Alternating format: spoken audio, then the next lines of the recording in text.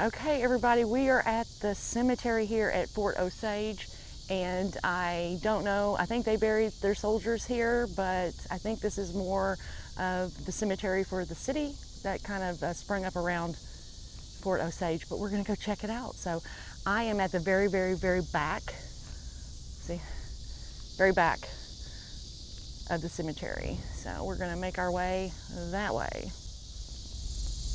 And just right here at the very back is some fairly old. This one is 1891. I think that's what that said. Yeah, oh, she was just 28. So, life expectancy out here wasn't really that long. Imagine there are unmarked graves. Like in any cemetery that we've visited, unmarked graves are probably everywhere. After the War of 1812, the town of Sibley grew up next to Fort Osage, and it was officially platted in 1836. Here is the grave of Mary Hughes. She was the wife of Henry Hughes and was born on November 7, 1850, and died on December 26, 1871. She was barely 21 years old. Look, there's this little thing right here. This is probably the top of that. It says died July 8th, 1881, aged 55 years, 5 months. This cemetery is a potter's field, which means that there are no set plots for graves, which is why everything is just so higgledy-piggledy everywhere. And it is at capacity, and it's closed for new burials. The town of Sibley was named after George Sibley, who was the factor at Fort Osage until 1822. And interestingly enough, after that, he was tasked with carving out the Santa Fe Trail. Hambright family. Oh, look at here. John Hambright, born 1806, died 1875, and his wife, Missouri, she was born 1811 and died in 1878, owned and operated Hambright's Station, an inn and stage station, and she catered to those following the Santa Fe Trail.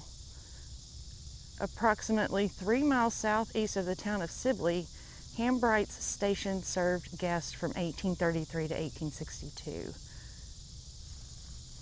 So there's Missouri. John and his son James were involved with Quantrell in some of his guerrilla activities, where he went over into Kansas and harassed the Free Staters. Now, the Free Staters came over to Missouri and did the same thing to the pro-slavery settlers, and this is what was called Bleeding Kansas. In August of 1862, James joined the Confederate forces, and he joined Colonel Upton Hayes' regiment, and he fought at the Battle of Lone Jack. In October of 1863, he was taken prisoner in Arkansas and sent to Rock Island POW camp, and he was paroled on April 22, 1864, but he was recaptured in November of 1864. This ivy in this graveyard right here is just beautiful.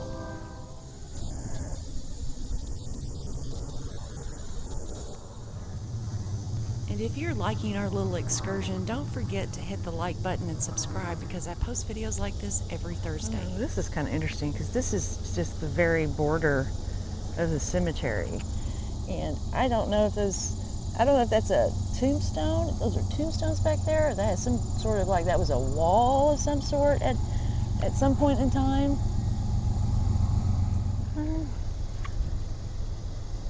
Well, this looks interesting. What could this be?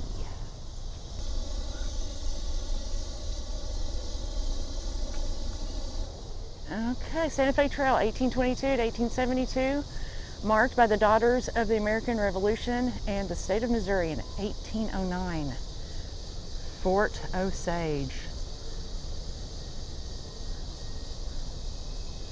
Why is it all the way back here? Surely this wasn't the crossing, because I don't know if you can see. That is a massive, like, hill. It goes down into a serious ditch. It goes way down there.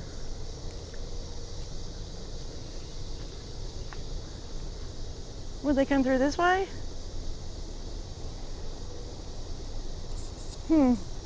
Well, I do think they came this way. I mean, they did come this way.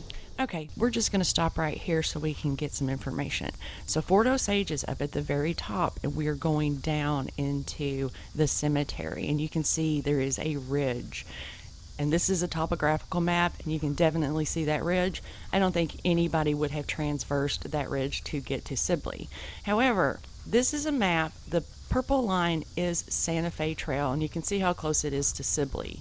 Now, George Sibley, who was the factor at Fort Osage, he blazed the Santa Fe Trail. So I have no doubt that he also put a little side trail to get up to Sibley. And this is an impressive piece of granite, and it's just laying there. I wonder, oh, it must have just come off of this. Oh, you can, because you can see the rebarb.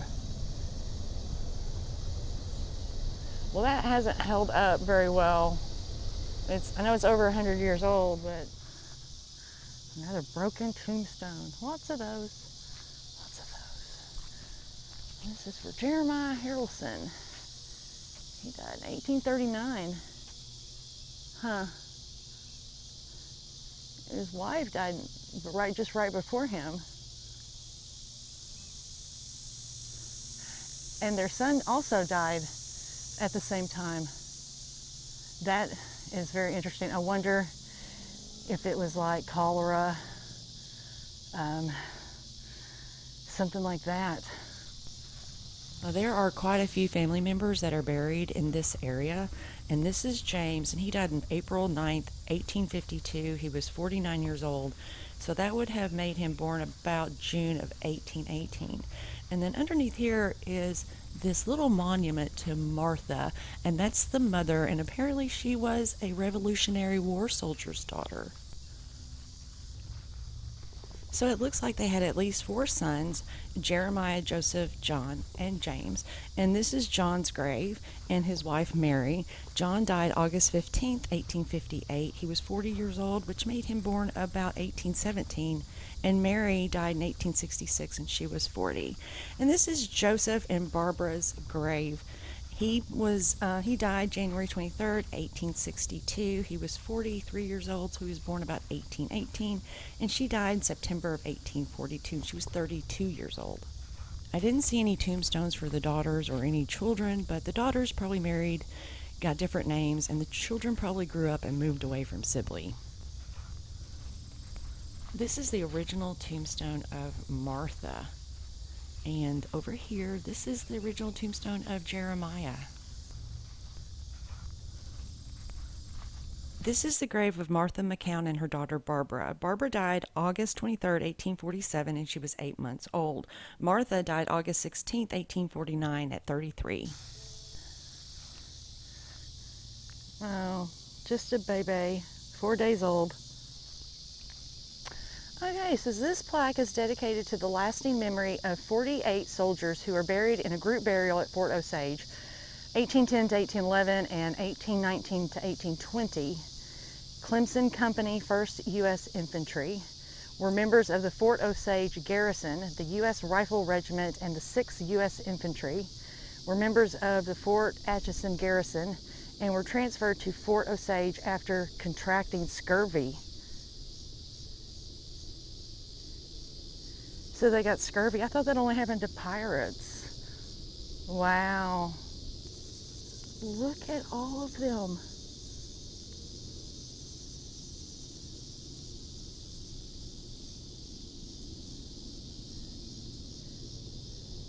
Where did they contract scurvy?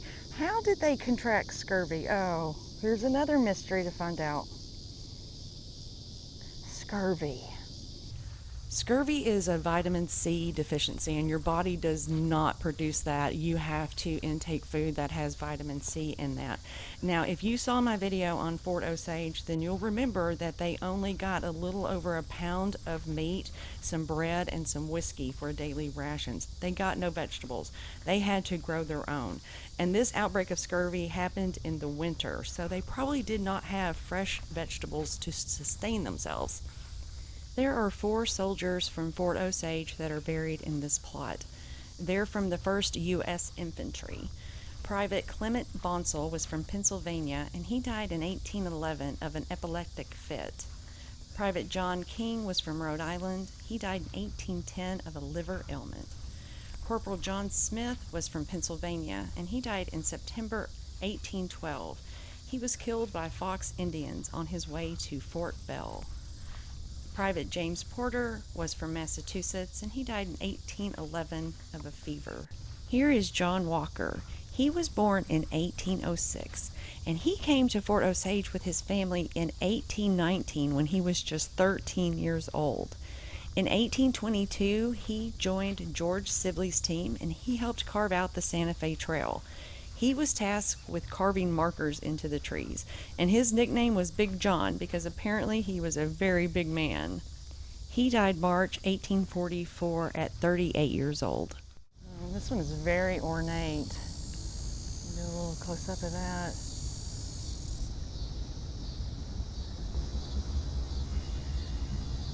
This is from 1887. So, Victorian era tombstones are interesting. And that is it for the Sibley Cemetery for today. Thanks for watching. I hope you found this interesting, and don't forget to like and subscribe because I post videos like this every Thursday. Onwards and upwards.